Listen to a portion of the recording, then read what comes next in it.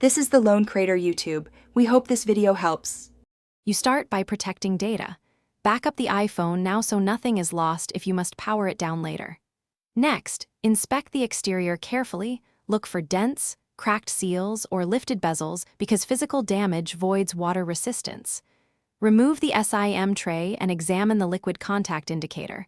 A pink or red color means prior water exposure. Once done, make sure all ports and the tray are fully closed before proceeding to functional checks or professional testing. Now you run controlled functional checks. Test calls and voice memos to confirm speaker and mic clarity. Water damage often degrades audio. Open the camera and use flash and zoom, fogging or blur signals trapped moisture. Plug a known good charger and verify charging behavior. Intermittent charging can indicate corrosion. Use built-in diagnostics or the Apple Support app to record any error codes. Once these middle step checks are complete, you'll have evidence to decide whether professional pressure testing is necessary. Finish by weighing risk.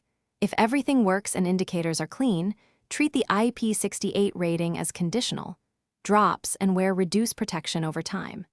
If you suspect any moisture or see a triggered indicator, power the phone off immediately and avoid charging. This prevents short circuits.